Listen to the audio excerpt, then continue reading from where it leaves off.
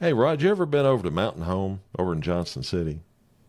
Been by there, have not actually set foot on the premises or anything, but I hear it's an experience in the world to just go over there and then to just pause and kind of look at the hillside and everything else with all of these people, these veterans and other people that have been laid to rest there at Mountain Home. Yeah, it's a lot of history over there. When I was going to college at ETSU more years ago than I want to admit, we would go over there and just kind of hang out over there. It was just so peaceful. And those veterans over there come from a wide variety of folks across the United States. And today, folks, we're going to tell you about one of them who nobody knew this about him until a little bit of investigation. A very interesting story. Actually, Rod, the second one of these stories we've done, because you remember the one about D.C. Stevenson? Oh yeah, I remember that one. That was from the gentleman who was, how can we say this in a very politically correct way? Well, there's no really politically correct way to say this, but wasn't he like the Grand Wizard or something out of Indiana of the Ku Klux Klan? Yes, he was, and That's got what I involved thought. in a sex and, I think, murder Wow. trial, and ended up in Jonesboro, working, I believe, for the newspaper. He had been a paper man for years, and at the end, a very quiet, nice old gentleman that nobody knew anything about his background, and he went to the VA center and passed away, and they put him over there. This other guy is famous, the one we're going to tell you about today, but for a different reason. And his ties happen to go all the way out to the Wild West back in the 1870s and 1880s. So, you ready about this one, Rod? I'm ready as I'll ever be about it. I know it's going to be interesting one way or the other because you've kind of, I don't know, enticed me into this whole thing right here, talking about this man and then his ties to, well, one particular thing that we'll talk about as we go on. So, Okay. And the fellow's name is George Maledon. And his story takes us first to, of all places, Germany, where he was born in 1830 and then came over as a child with his parents when they immigrated to the U.S. and settled in Detroit. Once he grew up, he headed west because that's what he wanted to do. Ended up as a Choctaw Nation lumber mill operator, and then got into law enforcement in the 1850s when he went to Fort Smith, Arkansas, and became a policeman. Now, from there, he ended up going pretty much into the Civil War as a Union soldier, didn't he, Rod? yeah, he did. Steve, as a matter of fact, if I'm not mistaken, I think he served in the 1st Arkansas Light Artillery. That's what he ended up doing. And then, during that time, during the Civil War, that's what he did. And then in 1871, he returned to Fort Smith, Arkansas. He comes back to Fort Smith, probably like a lot of other soldiers at the time, kind of wondering where they belong and so forth. And he comes back to Fort Smith and he enters into this career, or at least what appears to be a career in law enforcement. And of all things, he secures a job with the Western District Federal Court as, get this, a guard with the U.S. Marshal Service. And by all accounts, his journey, was just really starting, I guess, more than anything else. Because I guess by 1872, I think is what I'm thinking about with this one, Steve. He was a deputy, worked as a deputy sheriff. He earned a reputation as being this no-nonsense kind of guy, but by 1873, he had another occupation, and it's one that kind of gives me the willies when I think about it. That is being a assistant to the main executioner in court cases when they found you guilty and they had to go and send you to the gallows. He was kind of like the executor in waiting, so to speak. Yeah, that kind of that kind of scares me there thinking about that and stuff. It's like, what do you learn? It's like being an actor and an understudy, so to speak. You're kind of understudying how to kill people or how to hang people. But It later changed for him as he went on and he became a town constable in Fort Smith. And he dealt with this judge by the name of Isaac Parker. Now, if you've never heard of Isaac Parker, don't feel so bad. I had never heard of Isaac Parker either until I started looking at some research and some information and found out he was known as the hanging judge, wasn't he, Steve? He was, and he's actually quite famous in Wild West circles. Judge Parker, as Rod said, he was known as the hanging judge. He served as a U.S. representative. He was appointed to be a judge in Indian Territory, which is now Oklahoma, out of Fort Smith, Arkansas, which had jurisdiction over not just that part of Arkansas, but also the Indian Territory. He gained his notorious nickname because he was not want to fool with people that got convicted. He also tried a whole bunch of people, and looking at my notes here, it looks like 13,490 cases in 21 years. And Rod, I did the math on this before we even started talking about this. That works out to 2 full trials, not just plea deals, not just announcements or motions, but 2 full trials a day, 6 days a week for 21 years. That's a lot of cases. That is a lot of cases, and that's a lot of numbers, and you took the thrill away from me of being able to prove to my math teacher of a wife that I could do figures like this and come down to just 2 court cases a day.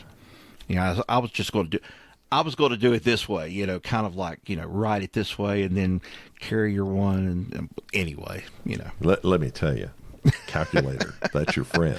That's all I can say. Yes, oh, yeah, they tell you that now and stuff. And at one time, what was it being drilled into our heads?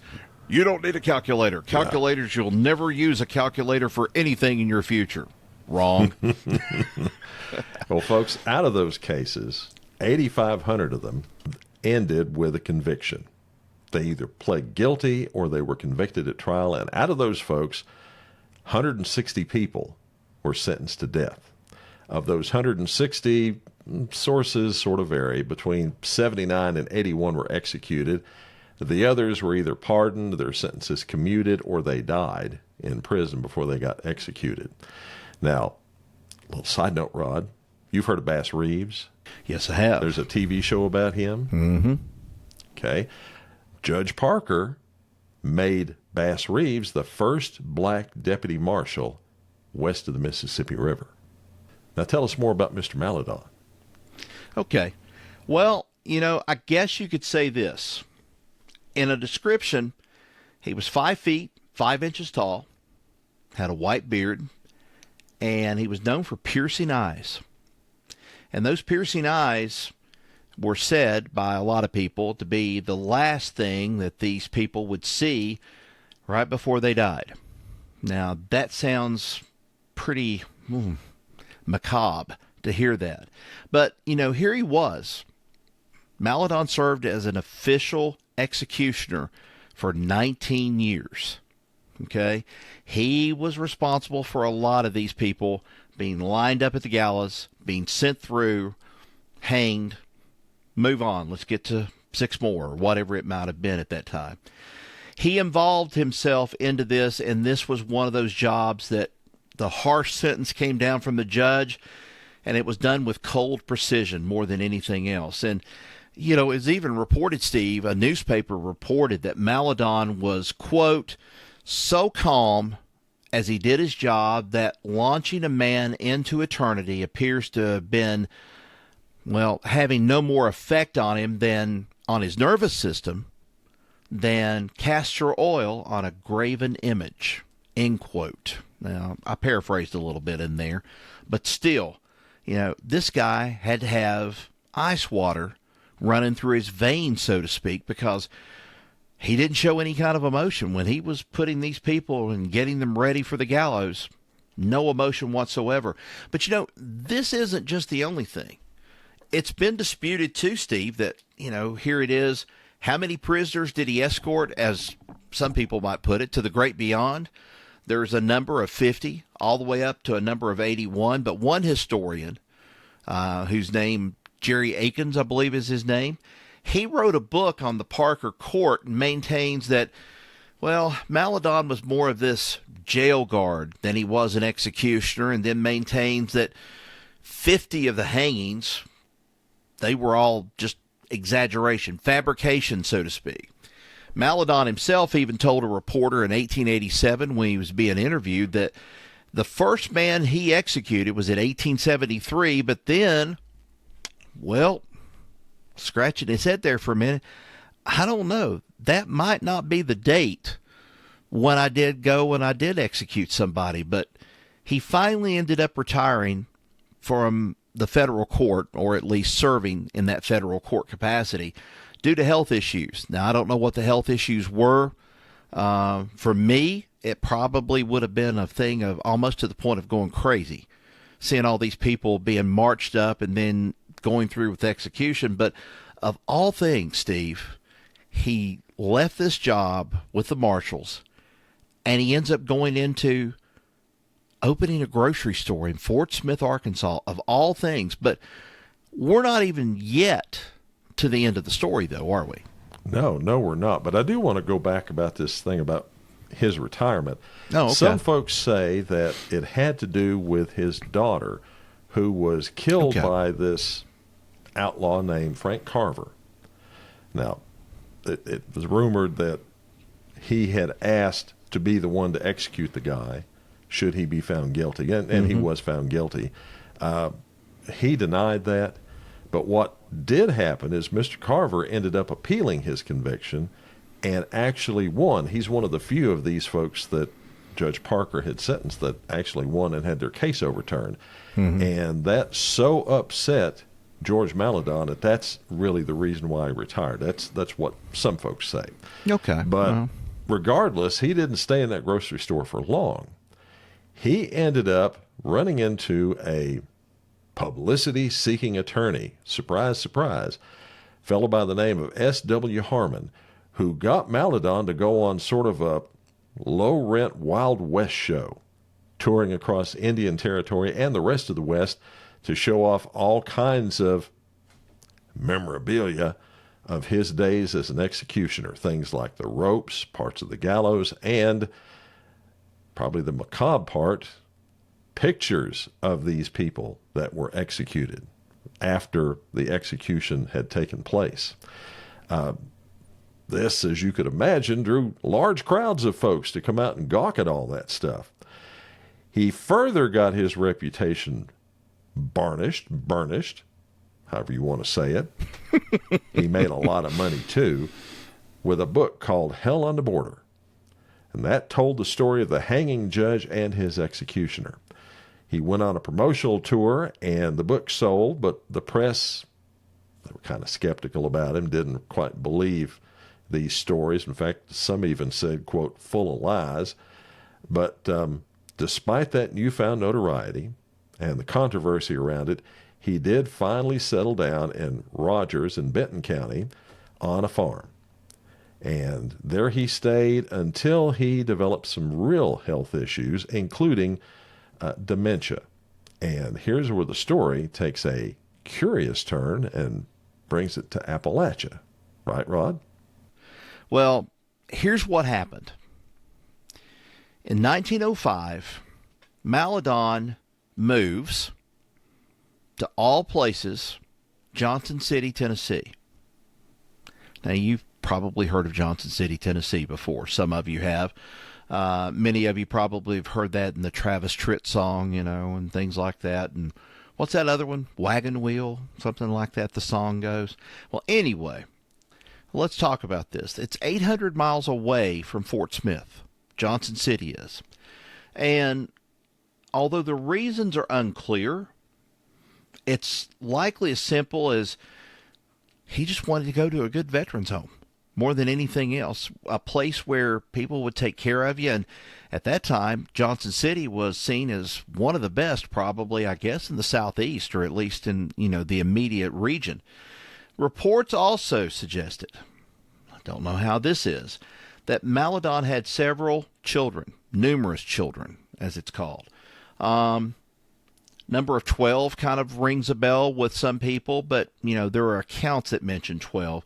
And he was reported to have been married twice. Once to a young woman who passed away in her youth.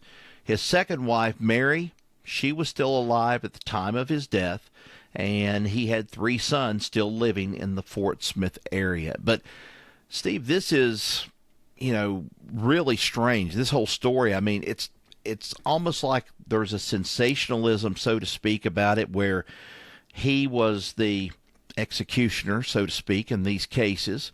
He told the story about the hanging judge, but I can't help but say that this kind of reminds me of a Devil Anse Hatfield sort of thing, an exploitation sort of thing, of putting him out on the road, and, this stuff being referred to, like the newspaper said, full of lies, everything else. It's almost as though somebody was out to, at least one point or another, he was thinking he was going to make a little bit out of it, but maybe at the same time this attention-seeking attorney was seeking his unfair share of everything.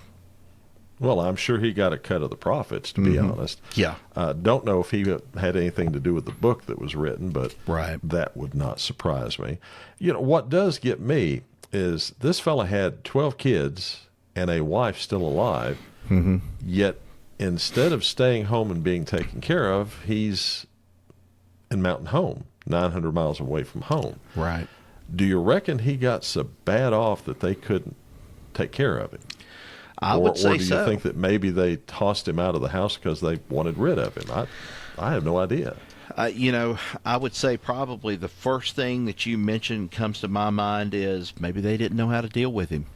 If he had this dementia, maybe this was something that they felt like he needed to be, quote unquote, institutionalized over it. I don't know. That's a big mystery right there about it, because, I don't know really how they dealt with people like that back in those days. I just, I know people, as the old saying was, lost their mind. They would go and lose their mind over things, but I really don't know what would happen to them. And that sounds like is a logical sort of thing, more than anything else.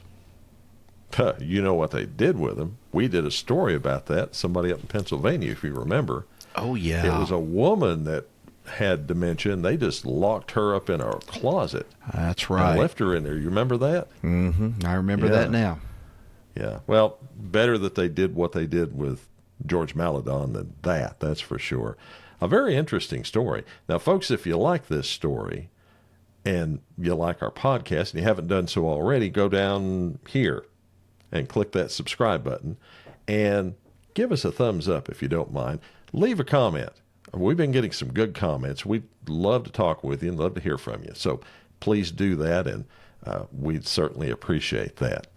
And Rod, you got anything else you want to add to this? No, I just think it's curious too, and I think we've kind of talked about this before. I think it would be so interesting to walk the hills of Mountain Home and the cemetery there. Yeah.